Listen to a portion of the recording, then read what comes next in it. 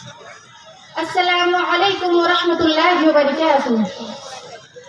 نحمد ونصلي على رسوله الكريم. اما بعد فقد قال الله تبارك وتعالى في كتابه العزيز: اعوذ بالله من الشيطان الرجيم. بسم الله الرحمن الرحيم. واعلموا انما اموالكم واولادكم فتنة وان الله عنده اجر عظیم. جناب صدر صاحب، اسٹیج پر جلوہ افروز علماء اکرام، دور دراز سے تشریف لائے ہوئے مہمانان اعظام اور میرے پیارے اسلامی بھائی اور بہنوں، آج اس خاص جلسے میں جس عنوان پر کچھ عرض کرنا چاہتی ہوں وہ ہے اموال و اولاد رحمت ہے یا زحمت. میں سب سے پہلے اللہ تعالیٰ سے یہی دعا کروں گی کہ مجھے سچ کہنے اور تمام مسلمان بھائی بہنوں کو اس پر عمل کرنے کی توفیق عطا فرمائیں. آمین. محترم سامعین اکرام، مال و اولاد ہمارے لیے آزمائش اور امتحان کی چیزیں ہیں، جیسا کہ اللہ تعالیٰ نے ارشاد فرمایا: وَاعْلَمُوا أَنَّمَا أَمْوَالُكُمْ وَأَوْلَادُكُمْ فِتْنَةٌ. کیونکہ اللہ تعالیٰ دنیا میں مال دے کر، دولت دے کر اپنے بندوں کو آزماتا ہے کہ ہمارا بندہ ہماری دی ہوئی دولت کو کس طرح استعمال کرتا ہے. سامعین کرام، مال بڑی آزمائش کی چیز ہے. آدمی کے پاس جب روپیہ پیسہ آتا ہے تو شیطان اس کے ذریعے بندوں کو اللہ کی یاد سے غافل کر دیتا ہے.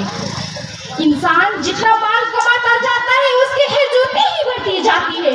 پھر وہ زیادہ مال کے چکر میں نماز روزہ تک چھوڑ بیٹھتا ہے.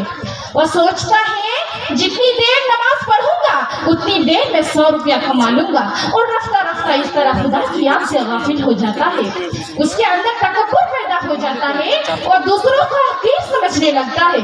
پھر وہ عثمان کے ذریعے سینما کا ٹکٹ خریدتا ہے، ناچ دیکھتا ہے، شراب پیتا ہے.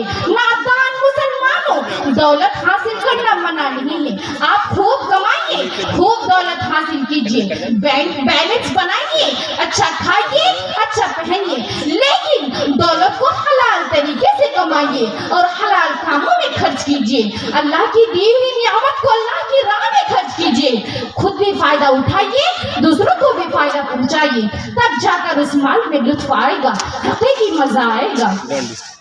محترم سامعین کرام، جس طرح مال و اولاد کو آزمائش کہا ہے، اسی طرح اولاد بھی ماں باپ کے لیے آزمائش ہے.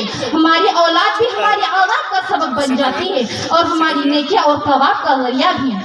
اگر آپ سے کوئی پوچھے بھائی صاحب اتنی دولت کس کے لیے حاصل کر رہے ہیں، اتنی جائیداد کس کے لیے جمع کر رہے ہیں، تو اس وقت آپ کا جواب کیا ہوگا؟ مال بیوی بال بچوں کے لیے جمع کر رہے ہیں تاکہ ان کے مستقبل میں کام آئے. حضرات دیکھیے، ایک انسان اپنے بچوں کی آرام و راحت کے لیے رات و دن محنت کر کے مال کماتا ہے اور اپنے بچوں کی محبت میں مبتلا ہو کر حلال و حرام کی تمیز تک بھول بیٹھتے ہیں. لیکن جن بچوں کے لیے کماتے ہیں، ان کی فکر کرتے ہیں، وہی بچے دین سے دور ہو جاتے ہیں، قرآن سے دور ہو جاتے ہیں، گمراہ بن جاتے ہیں، غلط راستے پر چل پڑتے ہیں، برائیوں یعنی حقیقت و سکونات میں مبتلا ہو جاتے ہیں. جانتے ہیں ایسا کیوں ہوتا ہے؟ یہ سب والدین کی وجہ سے ہوتا ہے کہ والدین نے اس کی صحیح تربیت نہیں کی، ان کے دل میں ایمان کے لیے محبت پیدا نہیں کیا. کسی نے کیا خوب کہا ہے: تربیت سے بنائیے معیار زندگی، تربیت سے بنائیے معیار زندگی، ماحول سے حیات کا سودا نہ کیجیے. محترم سامعین کرام، اگر ہم چھوٹی عمر میں اپنے بچوں کے سادہ دلوں کو قرآن کریم کی عظمت بیٹھا دیں، دین کی محبت جما دیں، اللہ کا خوف بیٹھا دیں، تو زندگی بھر اپنے دین کو نہیں بھولیں گے. اس لیے شریعت کا حکم ہے کہ جب ہمارے بچے 7 سال کے ہو جائے تو انہیں نماز پڑھنے کا حکم دے، اور جب 10 سال کے ہو جائے تو انہیں نماز چھوڑنے پر مارے. کیا ہم اسلام کے اس حکم پر عمل کرتے ہیں؟ کسی کو اپنے دین کی فکر نہیں. ہم مسلمان ہونے کا دعویٰ کرتے ہیں اور حال یہ ہے کہ نہ خود نماز پڑھتے ہیں اور نہ بال بچوں کو نماز پڑھنے کی نصیحت کرتے ہیں، بلکہ بچپن ہی سے انگریزی ہندی پڑھانا شروع کر دیتے ہیں کہ میرا بیٹا ڈاکٹر بنے گا، میرا بیٹا ماسٹر بنے گا، میرا بیٹا آفسر بنے گا، میرا بیٹا پائلٹ بنے گا، میرا بیٹا ڈی ایم بنے گا، میرا بیٹا انجینئر بنے گا، میرا بیٹا گریجویٹ بنے گا. فر انگریزی بولے گا، دنیا میں کامیاب زندگی گزارے گا. کسی شاعر نے کیا خوب کہا: افسوس مسلمانوں مذہب کی تعلیم دلانا بھول گئے، افسوس مسلمانوں مذہب کی تعلیم دلانا بھول گئے، انگریزی پڑھایا بچوں کو قرآن پڑھانا بھول گئے۔ مسلمان بھائیوں اور بہنوں، آپ اپنے بچوں کو نرسری اسکول میں پڑھاتے ہیں تو بتائیے کہ آپ کے بچے قرآن شریف پڑھ سکتے ہیں؟ کیا ان کے دل میں، کیا ان کے اسلام کے دل میں حقانیت اتر سکتی ہے؟ کیا اس کے اخلاق بہتر ہو سکتی ہے؟ بلکہ وہ تو صرف بائے بائے کہنا سیکھیں گے، وہ تو اللہ اللہ کے بجائے ABCD بولے گا اور اسلام سے کوسوں دور ہو جائے گا۔